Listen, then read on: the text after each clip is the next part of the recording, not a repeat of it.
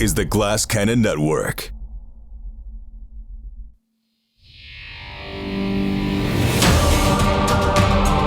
Welcome to Cannon Fodder, a behind-the-scenes look at the Glass Cannon Network.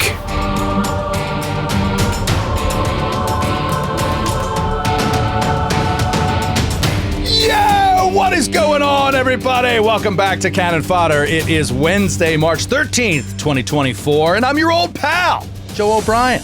And I'm Troy, returning to my homeland this week, Lavallee. Returning to the homeland of Canada, French Canada. You know my people are from Canada. I know that from your weird last name, Lavallee, as I pronounced it when I first met you. Also incorrect. It would be Lavallee. Lavallee. Lavallee. Off misspelled. Every honor roll, all the newspapers would spell it like every time. It's like, oh, let's see, capital V, great. One E, one L. But I remember it must have been like fifth grade. You had to do like your dress as your heritage, you know, or like whatever the fuck it was. And everybody's like coming in looking like Chef Boyardee, all the Italians or the Irish. And I remember feeling like, man, what the hell am I? And I just came in dressed as a Mountie. Got this like sick Mountie uniform, but I always felt like French Canadian seems like such a lame heritage, but now I embrace it. I could have got citizenship, you know, like 5-6 years ago. They still allowed like people whose family came from there. I don't think mongrels that come over from the U.S. and demand citizenship. I think they used to allow it, and now they don't do it anymore. But I wish I had known. I got way into it for like a hot second. My mother-in-law had us all do the like 23andMe or fucking Ancestry.com thing. Ancestry.com, John. And so she was way into that, and so I was like, let me take a peek of that. So I got into it, and like my mother's side of the family, I can trace all the way back to like the kings of England. There's like royal blood. Yeah. And then like my father's side, it goes into Canada, and then it just like stops at like my great-great-grandfather.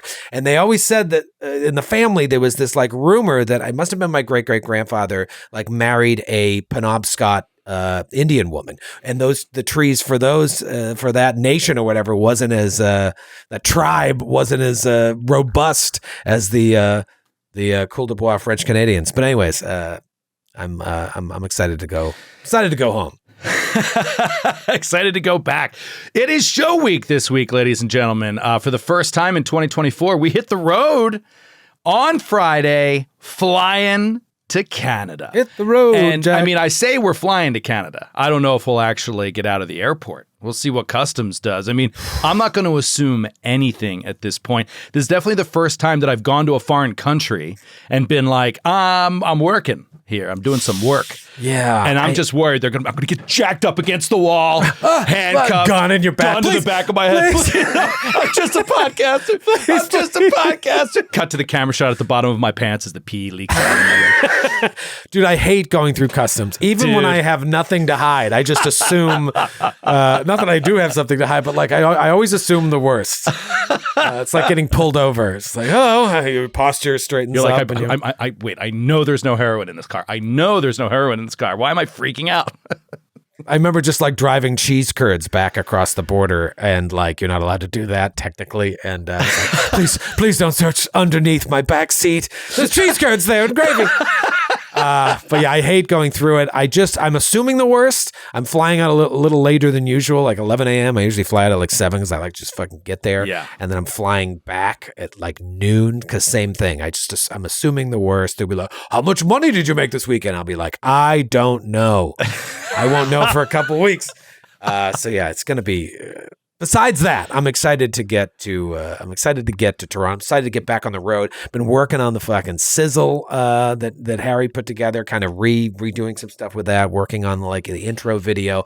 And man, it really brings me back to everything that we did last year, because it all happened so fast. There's always so much going on. And between that and like just going through all my taxes for the year, I kind of like get to relive all these memories of like 2023, and you just forget stuff. And I even texted the group the other day, like, I'm so excited to get back on the road with you guys. Tour. Because there were just so many fun things that we did that probably none of you guys remember until you see the sizzle. Yeah. It was also the first full year traveling with this cast. Like early last year, we had not regularly traveled on the road with Kate and Sydney. And so it was just really fun doing 13 shows, whatever we did with them. It was great. And now we've had a nice little break since the holidays. And also, if you think about it, though, it was since late October that we've flown.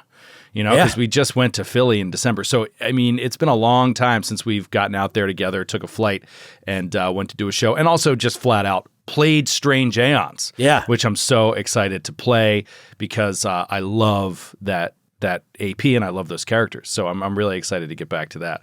Yeah, I would have loved to get a power session going like we had talked about before Toronto, but it's just like we got slammed with a bunch of exciting things that just made it impossible. But I'm still pretty dedicated to making sure that we do some off tour sessions of it because I just want to chunk through this, get to book 5 as soon as possible. It's going to be great. I hope that we can play some more off tour as well. So real quick, we're just going to hit a couple quick news items before getting to the episode, which we'll talk about for a little bit.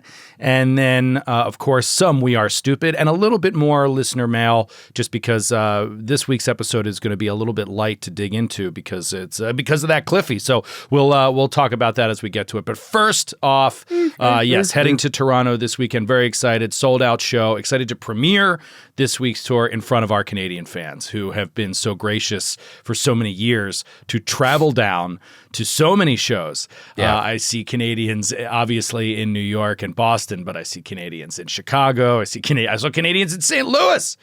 Canadians in Seattle and Portland. So it's great for us to be able to come to your turf and play an away game. And I'm really, really looking forward to that. And so Canada this week. Troy mentioned that we've got some exciting things in the works. That's true. And we're not going to talk about any of that today because it's very early on a few of these things, but there's some new stuff broiling in the background in terms of content for us, stuff we've never done before. And we're really looking forward to sharing that with you. Is it broiling or brewing? Brewing. Yeah, if it was broiling, it would be like, broiling, like get slowly cooking it over a high heat. No. Yeah.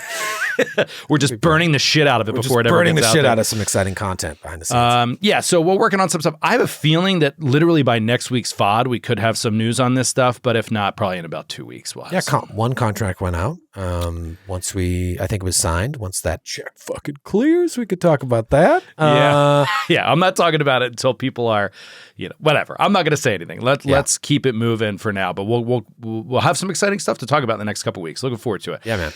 We've been streaming week in and week out, you and I, and this week is no different. You're going to be playing today, right? Baldur's Gate at 2 o'clock today. 2 p.m. Eastern. If you're hearing this early on Wednesday, it is 2 o'clock Eastern today, Wednesday, March 13th. Back into the Baldur's Gate. I love that you're streaming this campaign story of Stiff Dickerson. I love it. Old Stiff Dickerson is doing well. Last week we finished the stream pretty close to the end of Act 2, and I've been playing off air. I'm now in Act 3, and I don't like it so far, actually. It's a lot of interactions with people, and as someone who is like a completionist, I just feel like I got to talk to every single fucking person to make sure that I'm unlocking any quests. So far I'm not a huge fan of it, but I know I will be. I've heard Act 3 is amazing.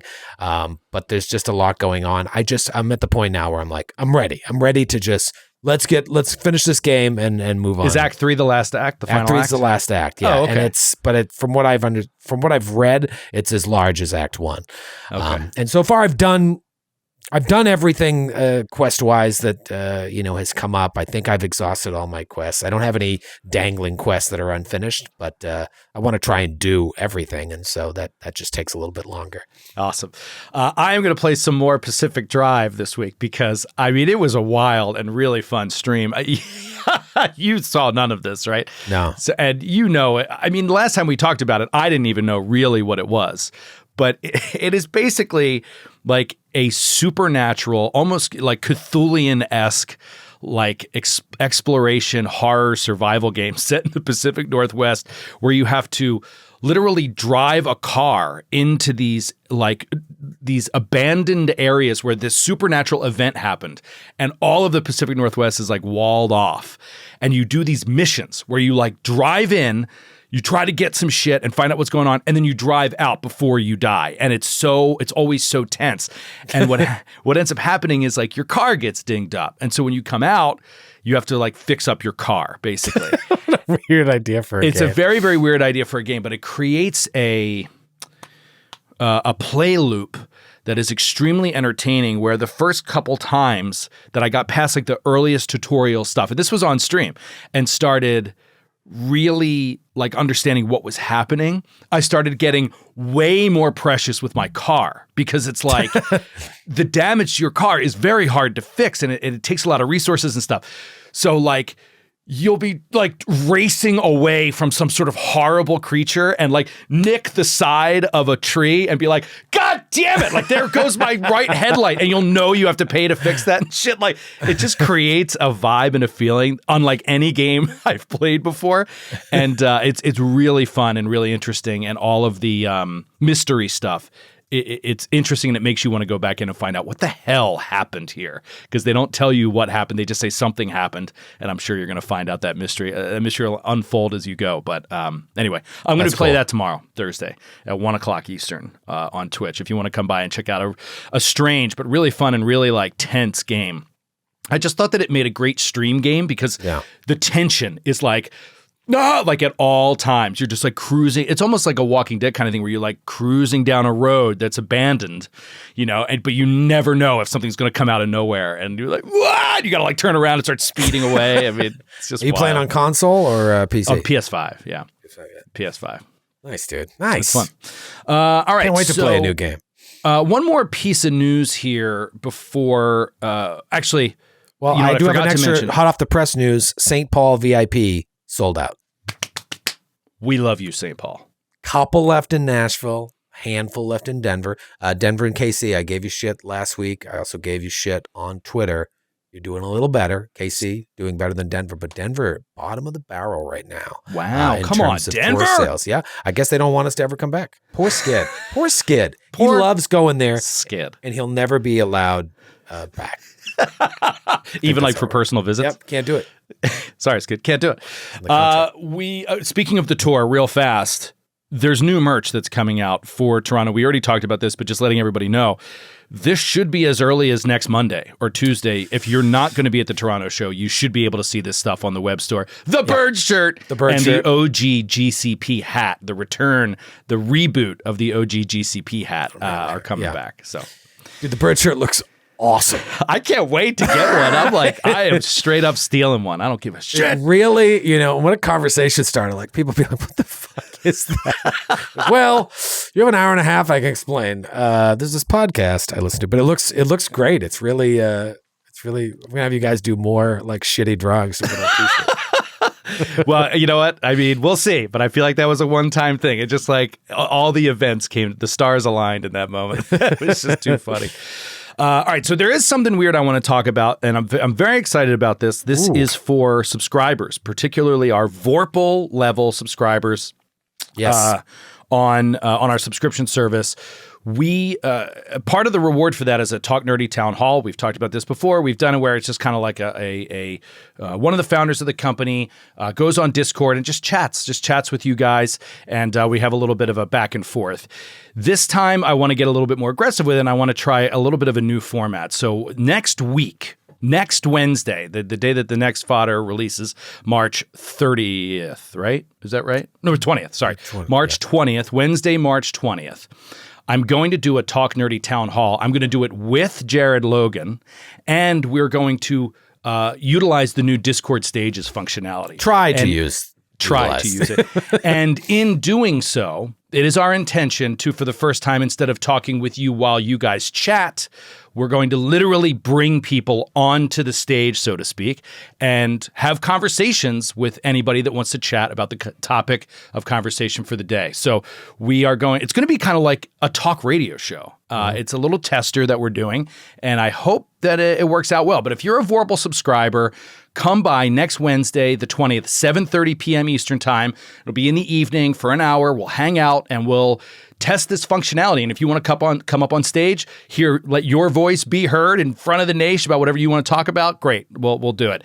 And then whatchamacallit. If you are not at the Vorpal tier and want to get there, that is $25 a month, right? So if you are interested in checking it out, you want to jump up to the Vorpal tier. 25, yep. $270 a year. Get a discount if you do annual. $270 a year, you get a discount if you do annual. So if you want to come and check it out, I think it's going to be really fun. And if it goes well, we're going to do more of these. So definitely come by and check it out. That's next Wednesday, the 20th, 7:30 Eastern Time. Talk Nerdy Town Hall with the voices of the Naish live being heard. And I'm gonna work to record that all as well. So it'll be released after, and if I do it right, I've been testing it, you should be able to hear the recordings of the people that came on stage as well. So by kicking this off, we're going to be doing the town hall every month. It won't always be like this. I can tell you that, because like when I do it, I'm not going to do that version of it. But Joe and Jared are into it, and I think they should give it a try. Hopefully no one will spout obscenities that we have to edit out afterwards. Or try to sync the company. I know we have to have like a what is the drop button, kill button? What do they call it? There's a name for it in radio. Mute, silent, the kill switch or. Dump. We're gonna this should kick it off button. So that every month, starting with this month from now on, you'll get at least one town hall as part of that tier. It took us a while to get it going, but. Now we're ready. And I don't know. I just think the Discord community has grown so much. It'll be fun to do more interactive stuff that's just on there. Yes. Couldn't agree more. All right. Let's talk about Glass Cannon Podcast Campaign 2, Episode 25. Opens in one of my favorite settings possible. This crosses over between Pathfinder, Starfinder, Cthulhu, Delta Green. There's just something about a library, man. You love a library. Everybody loves a library. I think the library... You know what? I don't care for it. Well, all right, yes. I could go either way. Okay, here's the two ways, right? There's two ways you can go with a library as a GM.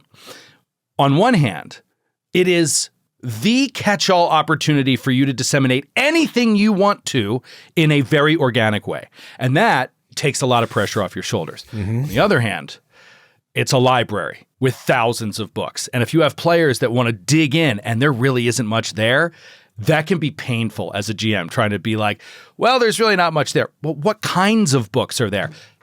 I don't know. It doesn't say in the freaking module. Like, just this beyond the scope of this adventure. It's beyond the scope of this adventure. It can be a point of stress. So talk to me about this library, Troy. Was this something you were looking forward to or a point of stress for you? You seemed totally unprepared for disseminating advice on you were reading out of the book as you were saying, like, it has this and this. Yeah, I mean, I'm not joking when I say like I could care less about libraries, because I'm like, I just don't like to learn about the adventure that way. I like to learn it through action and through like dialogue and stuff. But there wasn't a lot of information there, and I know that's disappointing for you guys because you walk in and you're like, let's go, treasure trove, dude. And I gave you everything. You know, there wasn't a whole lot going on there. You know, I think it's interesting to see what kind of books are in there. That's important because it adds to the mystery. It kind of, if you can think about it, it's revealing clues about what's happening here. Why is Kanipo and Kanipo's associates interesting? Diseases, ancient curses. Elven medicine, elven anatomy. But what there isn't is like a Kanipo's feelings journal, which is fine. I mean, I guess you can't really expect that. I mean, I remember this coming up in Delta Green season 4 and Impossible Landscapes. It may have been season 5. I can't remember. It's getting a little mixed in my head now. But like going to the New York Public Library as a group to research some of these figures or these NPCs that you hear about that were supposedly traipsing around New York City 100 years ago. You know, how are they connected to this whole mystery? And, you know, not all the answers, just because it's a library doesn't mean it has all the answers you want, particularly when it comes to really specific kinds of evidence. But a library makes such a great backdrop for any role-playing game. It's a good set piece to have a fight in, to have a mysterious part in, or to have a horror part in. Like, there's something about libraries that are very interesting, and they draw out emotions in the way that they look and feel. But yeah, they can be a little bit of a point of stress. You did not, what I'm gathering is you didn't add any information in here that wasn't already said in the book in order to help us, that's something we missed before that you squeezed into the library. No, I didn't think it was super interesting. You know, I left out one piece that, you guys should be able to figure out on your own. It seems like you guys were getting there. But obviously you did find the spell book with 2 spells. Yes. And then the 3 books, the Osirian Scroll on Magical Blights, a rare unburned copy of Curses Foul and Fell bound in eel hide, and a beautifully illuminated copy of the Physiker's Guide to Elves. The real importance of those 3 things is that they're worth 7 gold each if you try to sell them later. Yeah. That's it. It's wild. And it's wild to think of. It's just so strange, right? Because you have a library of hundreds and hundreds and hundreds of books. And what comes out of it that's interesting is 3 that you could sell. You know what I mean? So how do you know you can't sell the other ones? Like, what makes them so worthless? It's an interesting concept, but those 3 books do tell you something about this place and this adventure in an interesting way. For sure. I mean, he's been in here for a long time. He's been like collecting these tomes over the ages. Yeah. From his victims, maybe. Like, who knows? Probably the most interesting thing, though, in the library is a small onyx figurine. That was in the next room. Dog. That was in the next room? That was in the next room. In the next room, there's that dusty old bed. And then the northern alcove, the most impressive thing you find there is this wondrous dog figurine. I assigned it differently in my mind. Okay, so then we'll move into this next room, which is essentially an examination room, operating room. There's a lot going on in this room. There's just a bed that looks like this beautiful noble's bed that has, you're forgetting the middle room. You've already moved on to the operating room. Yes, I'm sorry. Library middle room is this I'm picturing the library connected to the operating room. Yes, correct. Yeah, it looks like a noble's bedroom. There's pastel fabric hanging, a dusty 4-poster bed, and it looks like it's either never been used or hasn't been used in a long, long time. And then in the north end of the room, there's candles, crystals, other occult accoutrements suggesting a spell or magical project in process. And then there's like this half-finished door. And then among those magical things is where you find this onyx dog, wondrous figurine. Dog. All right, we're going to get to that in a second, but let's go into this operating room with a bloody table, these diagrams of people being vivisected, and also like being like, oh my gosh, what's the word I'm looking for? Like being added mutated, onto, mutated, augmented. Elongated arm. Yeah, augmented. Yeah. Augmented is the Altered. word, right?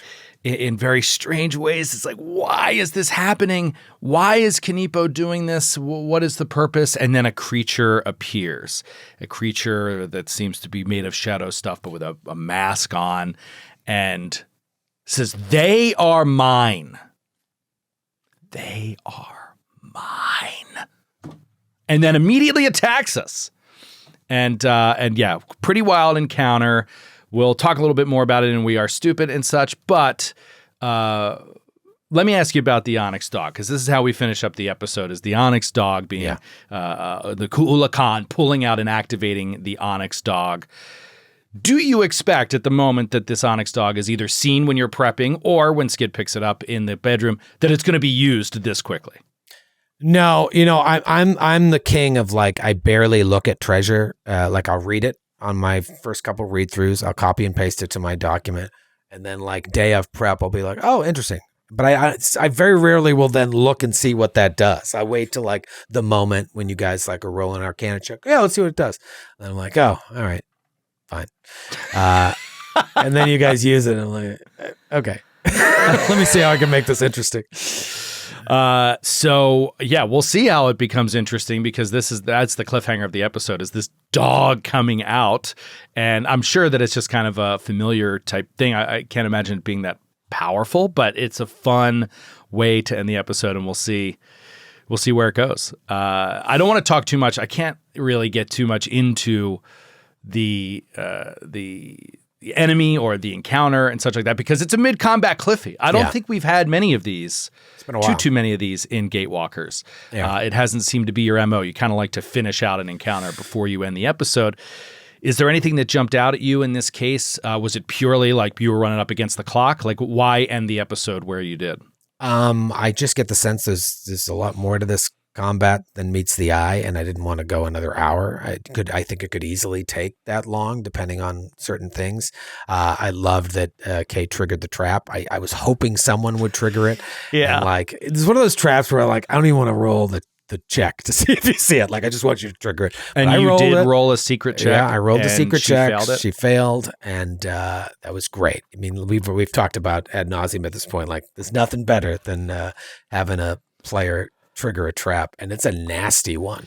And so she fell down there. Obviously it was Cat's Grace, and she didn't take the falling damage, but she did land on those spikes. There's bodies down there.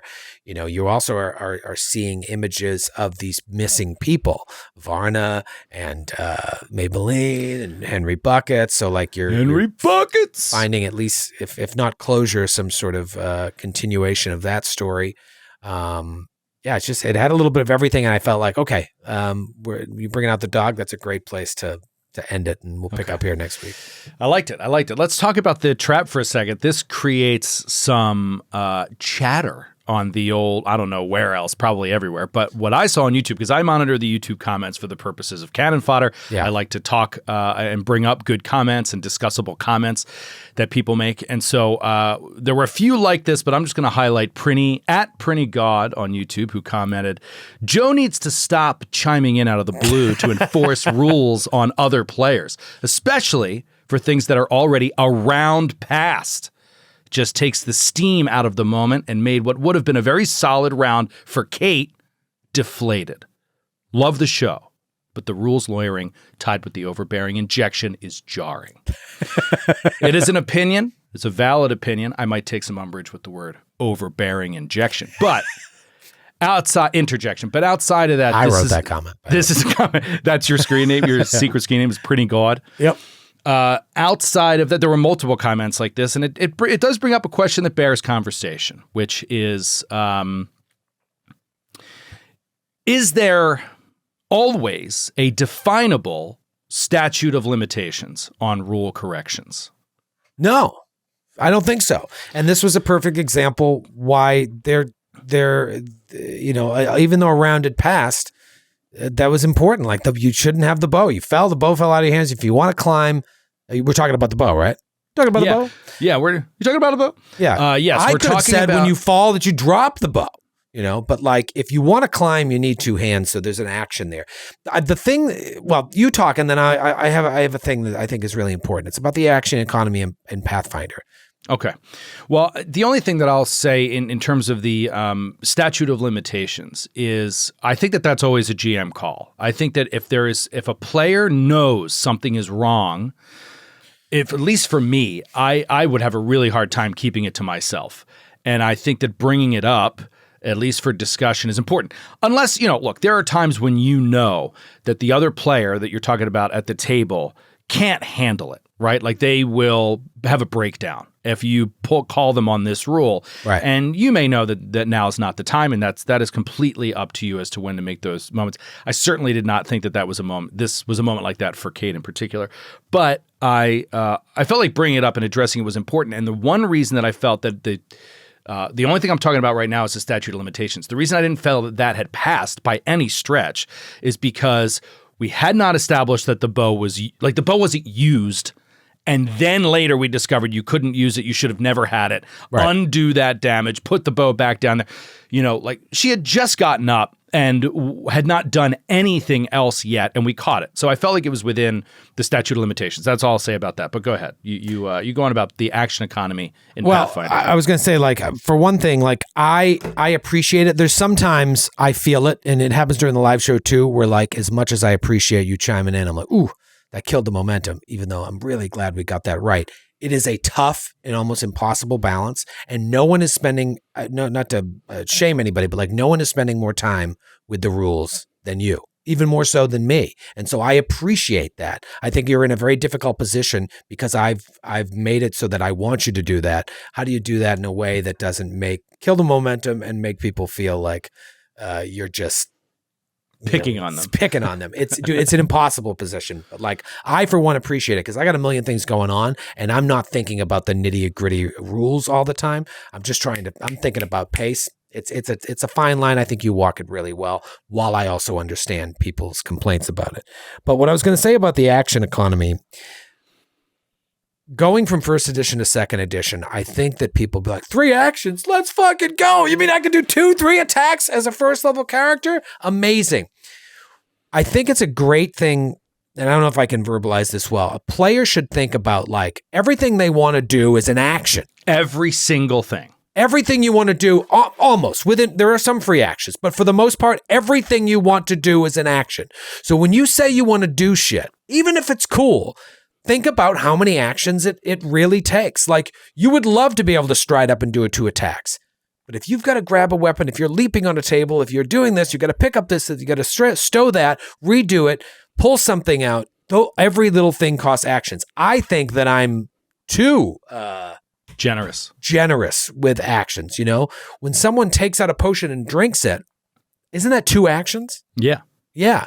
A lot of times I think because I don't want to make anybody mad. I'm like, okay, what else? And then they go on to do 2 more actions. And I'm thinking to myself, like, well, there's 2 actions. I want you to police yourself. You got to find that balance. But ultimately, like, you say everything that. you want to do costs an action. And so you as a player should try to not hinder yourself, but really think about, I want to do this. I want to do this. I want to do, well, you've just said 3 things you want to do. And you may think like, what, just doing this is an action? Yes, that's part of what the way the game has changed. You have the world in front of you now with 3 actions.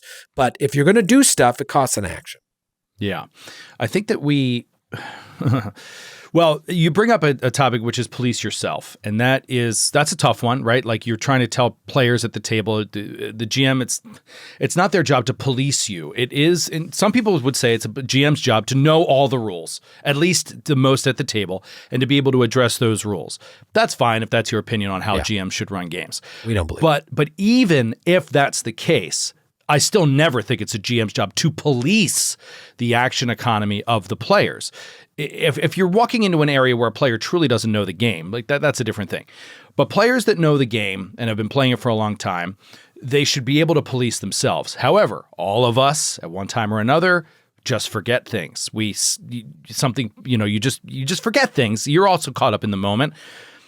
Is it another player's job to point that out? Or if the other player, myself in this case, knows that something is wrong, knows that this player honestly just didn't catch it, and knows that the GM just honestly didn't catch it, nobody's cheating, an honest mistake is happening in front of you.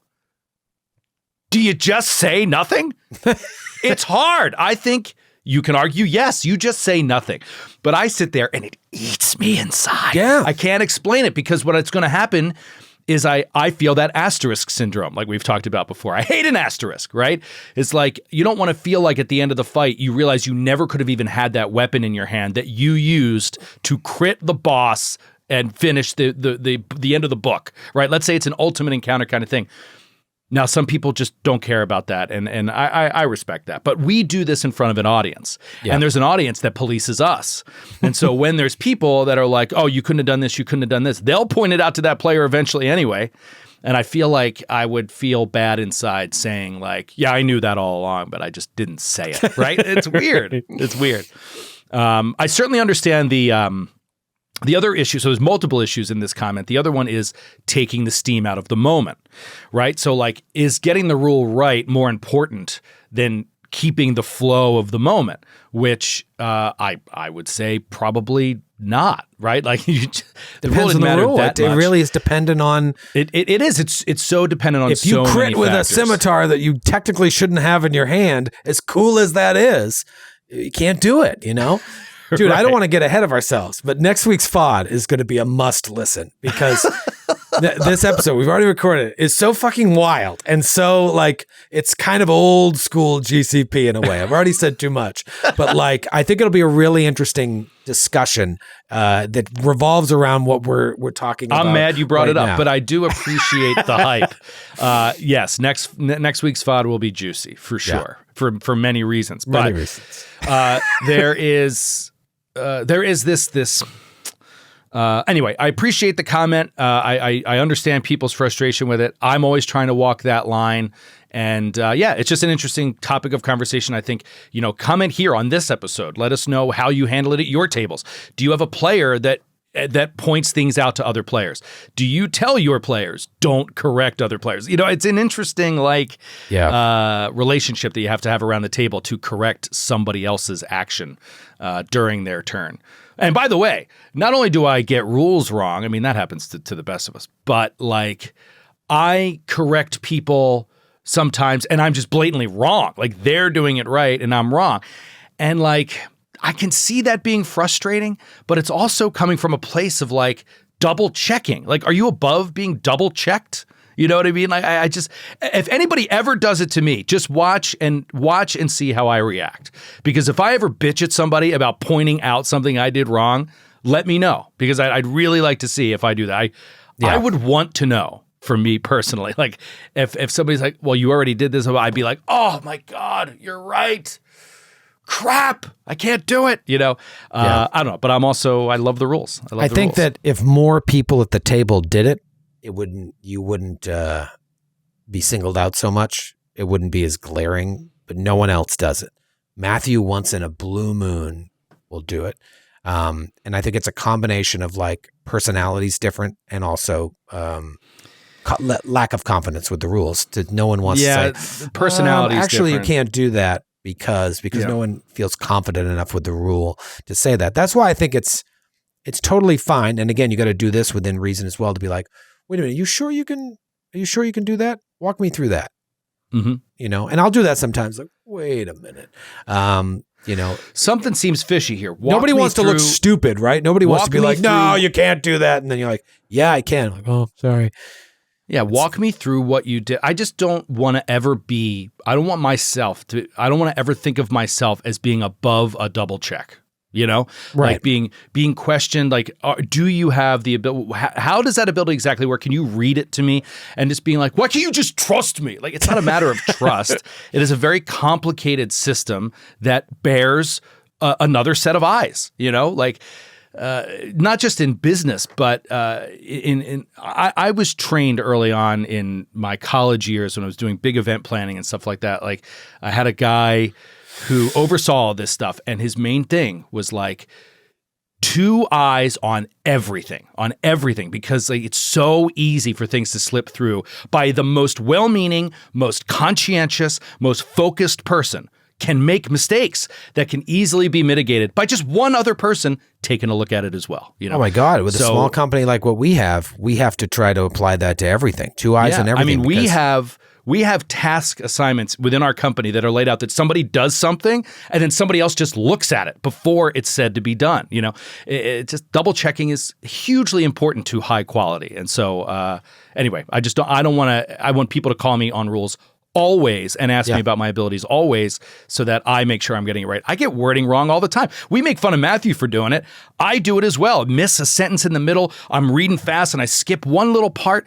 A great example is dimensional assault. We talked about a dimensional assault last week. Like when Sydney did it and I just kind of like read through it, I didn't see the part where it's like, and make a strike. And that's a huge difference. I just assumed it was a movement ability, And you have to make that strike. The ruling's out. You do have to make that strike. Thank you to everybody who responded last week. I think probably I just pulled one out, and that was Dana Mursky. Dana Mursky says dimensional assault does force one to make that strike.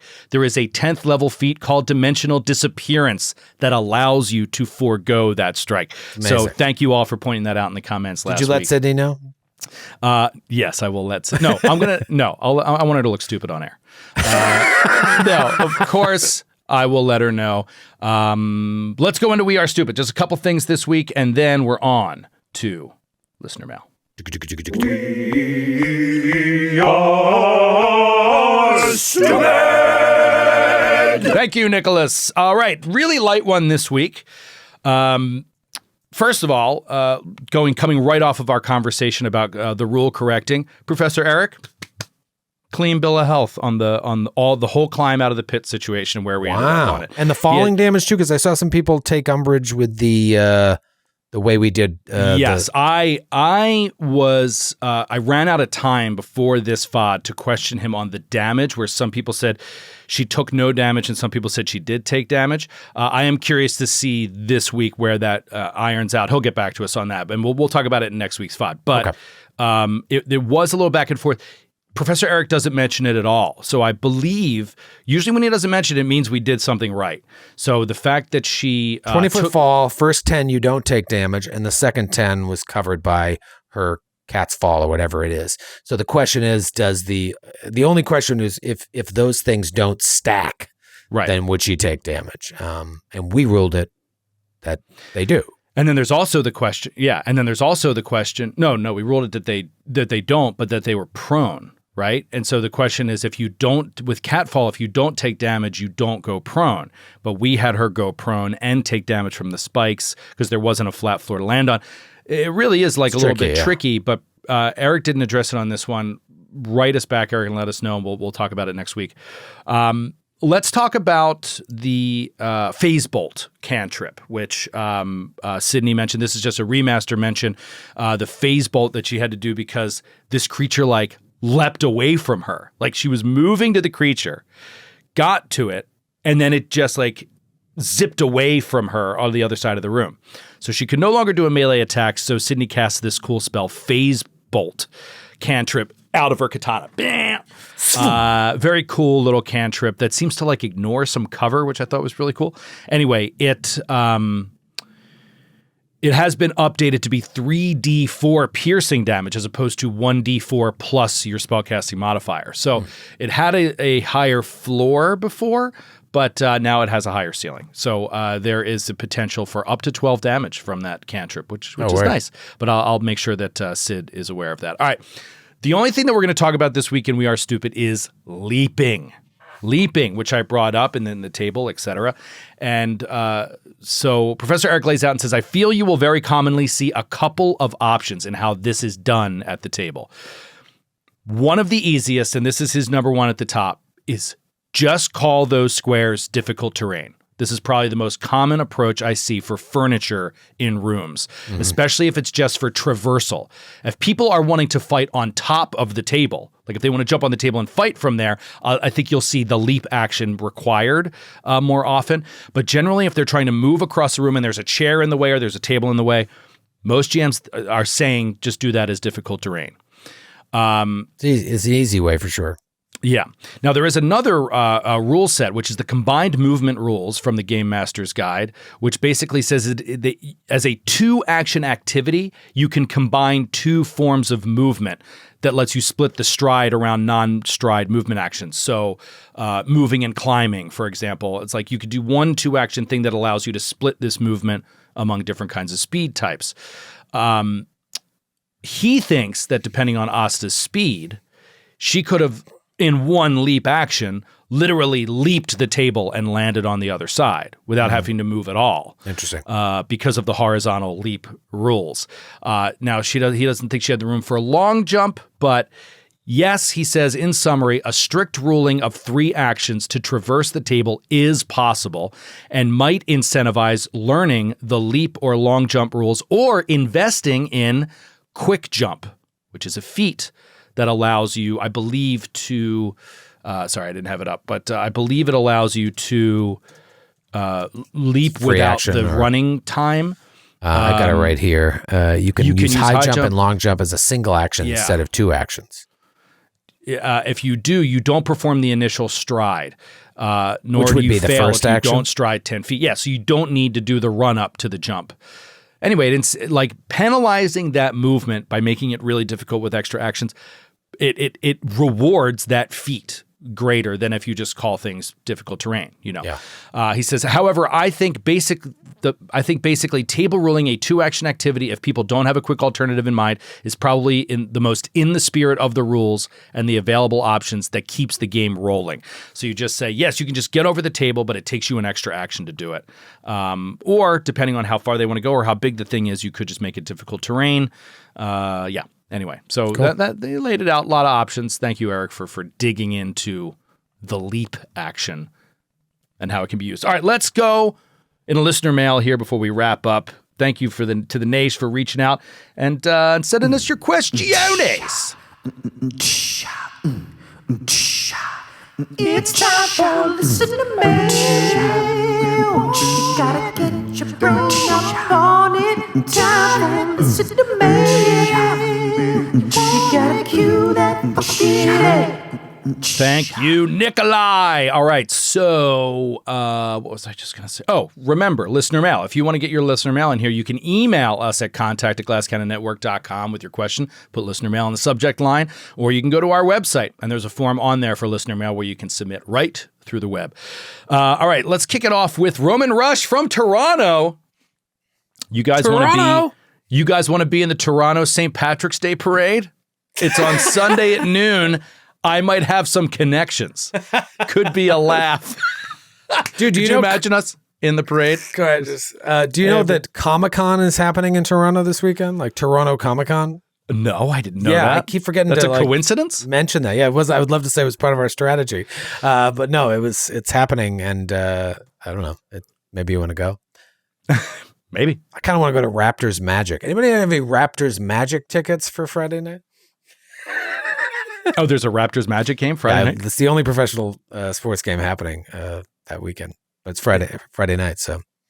Well, it's probably not sold out, right? No, but they're two fun teams. Just got a couple floor side ticks, bro. Just a couple court sides. We sold out. We're sold out on the comp. Couple court sides on the comp, dude. We'll pay for our own drinks. We'll consider it advertising. Just seeing us courtside on the broadcast is huge for the network. Let's see who's in the audience tonight. Oh, the Glass Cannon Live team. Kiss cam. Amazing. Thank you, Robin. Look forward to seeing you at the show. You better be at the show. All right, Dan Connolly from Warwick, UK, International Edition. No question here, just a comment. Hi, folks. I am loving Time for Chaos. Every single one of those characters is my favorite, and the group dynamics bring me such joy. In the most recent ep, the entertainment in the Laughing Horse also turned out to be a surprise nugget of joy. My grandmother grew up in rural Ireland, and as a young girl, loved listening to some of the whistlers of the day. One of the last times I saw her, we put on a recording of Fred Lowry whistling the William Tell Overture from the 1930s. It's an impressive piece of whistling and is on YouTube for the curious. That's amazing. But for me, it was lovely to find that memory in an unexpected place. Thanks to everyone at the GCN for all your amazing work. I just thought I had to mention that because that is wild. Well, you know, what's funny is like where they are right now is like this. It's all real. It's all historically, relatively historically accurate. And they're in this like village just to the north of London. And I've seen a bunch of comments of people have been like, I've been to that hill. I've been to that, I've been to that town. It's really, really interesting. It's such a different show than anything we produce. The vibe is so wildly different with that cast, but the people who you don't have any assholes correcting people's rules around after. Dude, nobody knows the rules. But it's such a different vibe. And the people who love Time for Chaos, they love Time for Chaos. They really, really love it. I see it in the comments every week. It has its own like definitely niche audience, but the people who love it, and it like inspires me to keep pushing along with it because it is such a mountain of work. But the players are having so much fun, and it's been a hell of a season so far. That's great. We had a couple big laughs on last week's app. Just some classic NPC, and it was a drunk NPC, which is always my forte. But man, we had Nora and Kate look like they like at one point. Nora's laughing so hard she says, "My soul has left my body." That's amazing. Yeah, that's a good one. All right, last question here. Seth from St. Louis. This is something we've talked about. St. Louis Seth. Old St. Louis Seth. This is something we've talked about a little bit, but I love the way that this has been narrowed into a very specific question, and I think that it bears discussing. Hello, Joe and Troy. I am the GM for a group that is new to the Pathfinder scene, making the switch from 5e. I really like the recall knowledge skill check, and I think it's a really cool ability, and I want the players at my table to incorporate it more into their play. The thing I really struggle with is knowing what skill they should use. I don't really see anything listed in the monster stat block about it, and I'm always just like, nature should work. Any advice? I think it's a great question, Seth. It is certainly something I struggled with at the start of playing 2e. It's not that I'm done struggling with it, but it is intentionally nebulous, I feel like, intentionally vague, and that can be difficult for a GM, especially a GM that is used to a system where there's 700 pages of rules so that you don't have to have questions about what the rules are or how something should be interpreted, especially something as common as a knowledge check. Troy, do you have any initial comments on this? Otherwise, I can keep talking about it. Yeah, I don't like it. I like strict. I don't like nebulous. You know what I mean? It's like, why it bothers me with a system. This isn't like a dig at Pathfinder, but it bothers me that like there's so many strict rules for everything else. Why have any nebulous rules? I don't like it. But the way that I've sort of rectified it, and we still like stumble through it on the show, is like every monster, if you look, it'll say like DC 17 occult, DC 15 nature for a recall knowledge, DC 13 arcana.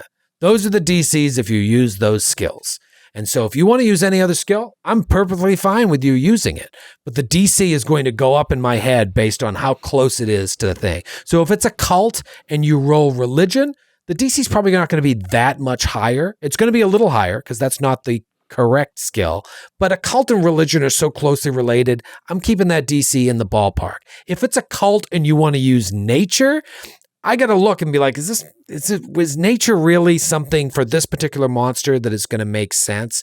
9 times out of 10, if it's a cult, probably not. So now the DC is going to be up even higher. Same thing with like arcana and nature, religion. Religion is so specific. Like if it's not religion, and all you have is religion, your DC is probably going to be a lot higher, unless you're dealing with a monster that you could argue has some connections there. But that's just how I've been playing it. I'm very fortunate with Foundry VTT. I look, the monster, the recall knowledge is right there. It tells me what it is, and I just go by that. Mm-hmm. Yeah, I think that overall that is a good system. If you feel like you go with your gut, you know what? Okay, hold on. Let me back up to the first thing you said, which was why is there this vague part when it's such a rules-heavy system? No, that I just don't like that. Yeah, that you just don't like it.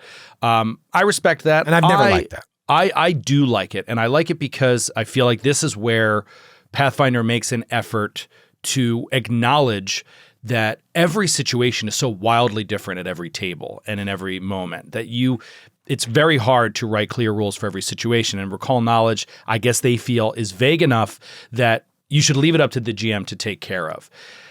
I really think that overall there's a mentality that has to happen here that's really important, which is you as the GM interpret the rules and then you execute those rules. If you have done your research and recall knowledge and you see that there is just not the clear indication on what you should do, then you pick. And you just have to pick it and not worry about whether you're right or wrong. You're right because you're the GM, Now, Troy's interpretation of it is these are the skills that I think are most directly related to the thing.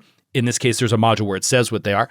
If people want to roll something else, I will bump up the DC. That's the exact interpretation I would take. That is exactly how I would run it at my table. To give you just a very brief overview of how I would think about it in my head, splitting these monsters in particularly when it comes to monster ID among the knowledge checks and which ones should be the lowest DCs of all, I take this from 1E. And so perhaps as a 5e player, you never played 1e. 1e had a little bit more clear definition of what monsters come under what skills, but some of those skills don't really exist anymore. So you have to do a little bit of tweaking, but here's the way that I think about it. Religion's single largest area of concern is going to be deities and their respective organizations and undead. Undead is where you're going to get the most out of your religion because undead is a very large and frequent monster in these style fantasy high fantasy games. Nature for me is anything about the natural world, no matter how strange or weird, as long as it's not magical. As long as it's not magical in nature, it's natural nature. And so obviously that's a huge subject that could cover a lot of different creatures, but mainly animals, right? Animals. Even if they're like a little jacked up in a weird way or infected by something that makes them supernaturally large or something like that, like nature. Occultism is obviously a little bit of a tricky one. Occultism to me, and I spoke with Eric Mona about this, I remember years ago, and asking him, like, how do you differentiate arcana from occultism and religion from occultism? Like, where does it separate out? And the primary thing that he said to me at the time was that it has to do largely with mystical, supernatural, mythical. So basically things that even in this magical world are unknown to large amounts of people, including people that are trained in arcana. So like magic is not strange just because it's magic. A lot of magic is mundanely taught and learned in schools, right? In this world for wizards. The occult is about the secret things, the things that most people don't know about and even trained people don't learn about because they are actively kept secret. Supernatural things. And this is Gatewalkers. You see a lot of occultism in Gatewalkers because I also said, how do you define supernatural in a world where everything is supernatural? It's fantasy, you know? Right. And Eric is actually the one that disabused me of this notion. He's like, no. All of that stuff that you know, magical schools, arcane spell casting, primal spells, you know, all of that kind of magical, fantastic dragons, all that stuff is natural in this world. It is the natural state of this world. So when we talk about the occult, we talk about the things that even in this world are supernatural, which is, so you're getting to a whole other degree. And it's the things that nobody talks about, the things that nobody wants to know about, the things that make people in the average family in a home uncomfortable to hear about. Like, you know, they know there's dragons out there. That doesn't make them uncomfortable. They might be uncomfortable if there's a dragon flying over the village, but knowing the existence of dragons might not bother them, but knowing the existence of a great old one might bother them, right? Like these are things that are outside of the normal realm of the natural in this world. So, and then obviously arcana, magical beasts, creatures of pure magic, magical creatures, whatever. And then the whole point is any one of them can sort of like cross over into the other wherever you see fit. So it is the GM's not only job, but right. It is your right to decide what somebody can and can't roll on those.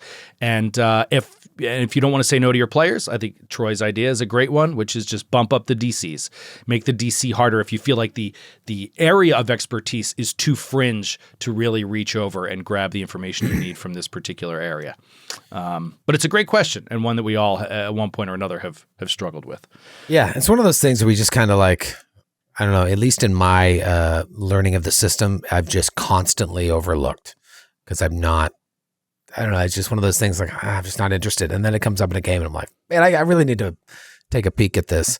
But I'm just looking right now at your actual skills. You've got arcana, things that would be relevant for, because you could, I guess me personally, like Brother Ramius? Or no, I'm just looking at like the skills. So there's arcana, nature, occultism, religion.